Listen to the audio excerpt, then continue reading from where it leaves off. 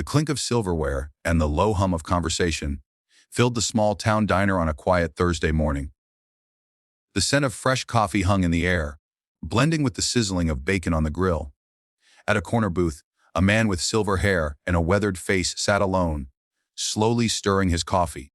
His posture was slightly hunched, but his presence carried a dignity that spoke louder than words. His name was James Carter, a decorated veteran who had served this country with honor decades ago.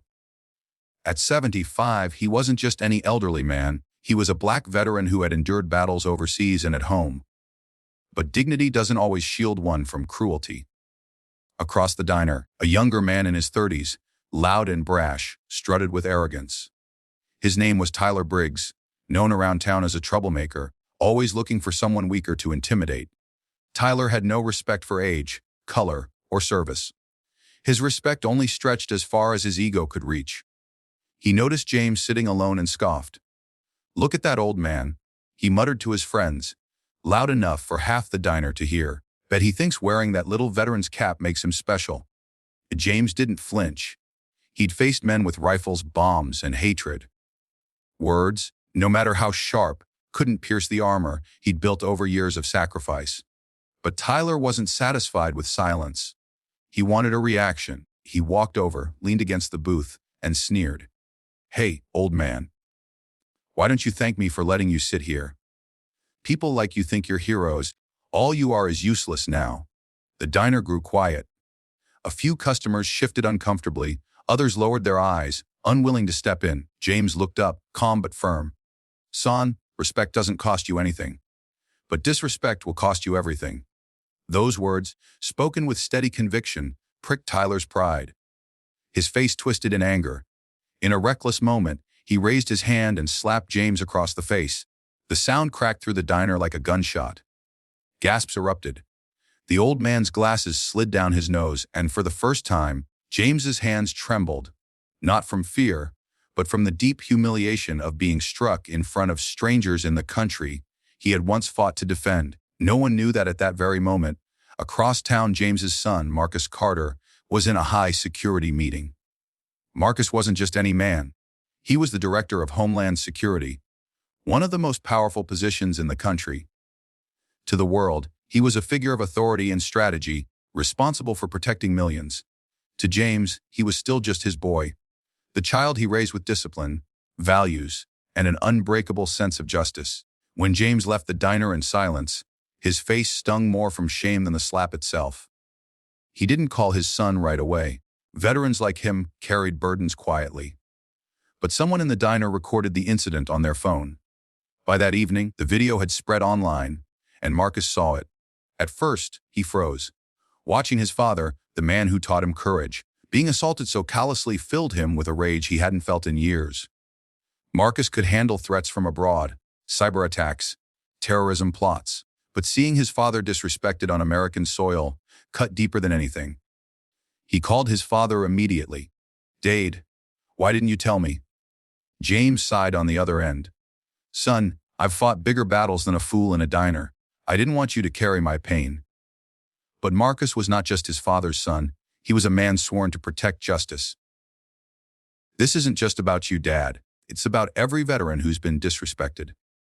Every person judged for their skin, their age, their service. That man needs to understand what respect means."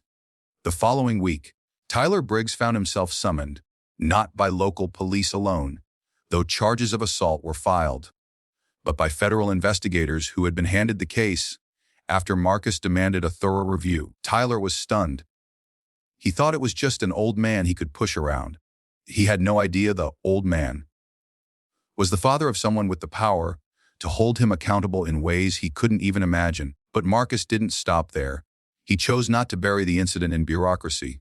Instead, he held a press conference, his father standing quietly beside him. Marcus addressed the nation. His voice was steady, but his eyes burned with conviction. "This is my father.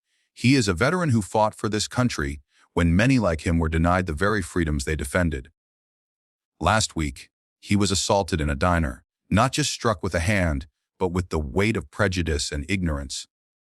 Let me be clear, disrespecting those who served, disrespecting the elderly, or disrespecting any human being for their dignity will never be tolerated in this nation.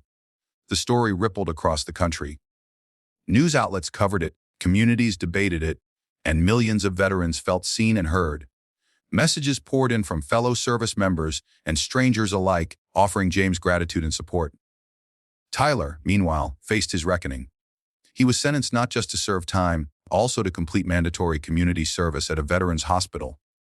At first, he resisted, bitter and resentful.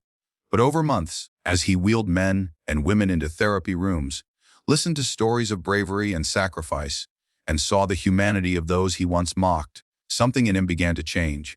And James, he didn't carry bitterness. He visited the hospital one day, not to confront Tyler, to speak to the group of veterans. Tyler listened from the back of the room as James's voice filled the hall. Respect isn't given because of medals or uniforms. It's given because we're all human. I don't hold anger for what happened. I hold hope that people can learn, grow, and choose kindness over hate. By the time James left the room, Tyler had tears in his eyes. He approached slowly, humbled. "Sir, I'm sorry. I was wrong." James placed a hand on his shoulder. "Then be better. That's all I ask." The story didn't just end with justice served. It ended with transformation. For Tyler, it was a lesson that broke his pride. For Marcus, it was a reminder that his greatest duty wasn't his title, but honoring his father's legacy. And for James, it was living proof that even in moments of pain, grace has the power to heal. The diner incident that started with a slap ended with a nation reminded of one simple truth: respect isn't optional. It's the foundation of humanity.